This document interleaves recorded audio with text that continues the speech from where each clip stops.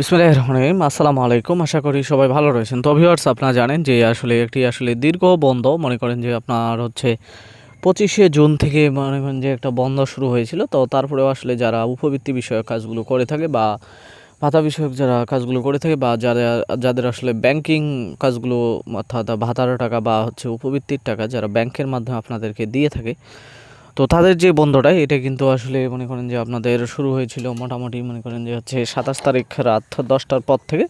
তো রাত 10টার পর থেকে কিন্তু বন্ধ হয়ে তাদের জন্য এই বন্ধটা কিন্তু আসলে এক প্রকার কার্যকর ছিল হচ্ছে 72 ঘন্টার মতো।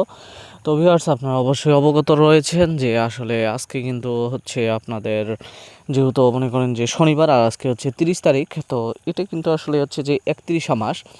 তো এই মাসটা 31 হওয়ার কারণে কিন্তু হচ্ছে যে আচ্ছা মনে করেন যে রবিবার, অর্থাৎ সামনে যে রবিবার রয়েছে সেই রবিবারও কিন্তু আসলে সরকারি ছুটি রয়েছে। তো যেহেতু রবিবারও সরকারি ছুটি রয়েছে, এই রবিবার পর্যন্ত কিন্তু হচ্ছে যে যারা ভাতা উপবৃত্তি বিষয়ক কাজ করে থাকে তাদের জন্য একটা ব্যাপক ছুটি রয়েছে। তো সোমবার থেকে কিন্তু আসলে পুরোপুরিভাবে সারা বাংলাদেশ সচল হয়ে যাবে, অর্থাৎ মনে করেন যে হচ্ছে আপনার 27 তারিখ রাত 10টার পর থেকে যেহেতু মনে করেন যে বাংলাদেশের সচিবালয় বা ব্যাংক বা অন্যান্য যে সকল জরুরি প্রতিষ্ঠানগুলো রয়েছে, কিছু কিছু প্রতিষ্ঠান মনে করেন যে এক প্রকার সম্পূর্ণ অচল হয়ে পড়ে রয়েছে। কারণ এর মূল কারণ হচ্ছে যে এই সকল অফিসগুলোতে যে সকল কার্যক্রমগুলো সমাধান বা সম্পূর্ণ করা হয়, এগুলো কিন্তু হচ্ছে যে কোনো এআই বা হচ্ছে মনে করেন যে অটো সফটওয়্যারের মাধ্যমে নয়, এটা কিন্তু আসলে সরাসরি হিউম্যান ডিটেক্টিংয়ের মাধ্যমে করা হয়। কারণ আপনারা অবশ্যই অবগত রয়েছেন যে যদিও মনে করেন যে অন্যান্য চ্যানেলে তারা বলে যে আসলে ভাতার টাকা আপনা আপনি আসে, ভাতার টাকা অটোভাবে আসে, এটা কিন্তু আসলে কখনোই নয়।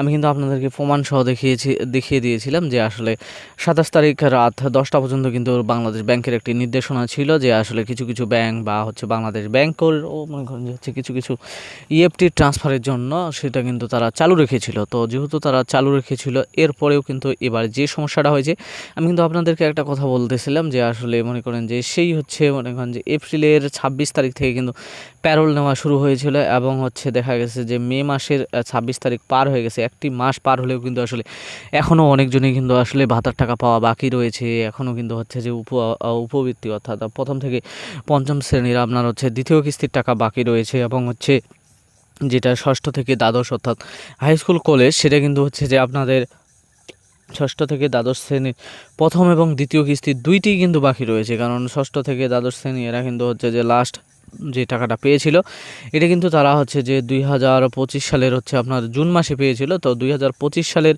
জুলাই থেকে শুরু করে 2026 সালের এখন মনে করেন যে হচ্ছে প্রায় জুন পর্যন্ত, যদিও আজকে আমি ভিডিওটা তৈরি করতেছি কিন্তু আসলে জুন মাস পড়েনি, তো কিন্তু হচ্ছে যে জুন মাস কালকের পরে মানে অর্থাৎ মনে করেন যে হচ্ছে শনিবার রাত 12টার পরেই কিন্তু হচ্ছে যে জুন মাসের 1 তারিখ শুরু হবে। তো জুন মাসের 1 তারিখ শুরু মানে হচ্ছে প্রায় 1 বছর আগে আপনারা টাকা পেয়েছেন। তো এখন পর্যন্ত আসলে মনে করেন যে জুন মাসের 1 তারিখ, অর্থাৎ মনে করেন যে শনিবার রাত 12টা পর্যন্ত এখন পর্যন্ত যারা ষষ্ঠ থেকে দ্বাদশ শ্রেণীতে রয়েছেন তাদের টাকা পাওয়ার কোনো প্রকার সম্ভাবনা নেই। কারণ আমি আপনাদেরকে একটা কথা বললাম কিছুক্ষণ আগেই যে আসলে আপনাদের যেই সমস্যাটা তা হচ্ছে যে এই সফটওয়্যারগুলো কিন্তু আসলে অটো ডিটেক্টিং না। তো যেহেতু অটো ডিটেক্টিং না, এটা মনে করেন যে হচ্ছে হিউম্যান কমান্ডিং। তো হিউম্যান কমান্ডিং হওয়ার কারণে কিন্তু হচ্ছে যে আপনার রবিবার থেকে যেহেতু চালু হচ্ছে, তো আশা করি যে রবিবারে চালু হলে আপনাদেরকে জানিয়ে দিব যে আসলে আপনাদের কার্যক্রমটা কত দূর কী হয়েছে এবং আপনারা বাকি টাকাটা কবে পাচ্ছেন। তো ভিউয়ার্স, ভালো থাকবেন, সুস্থ থাকবেন, ধন্যবাদ।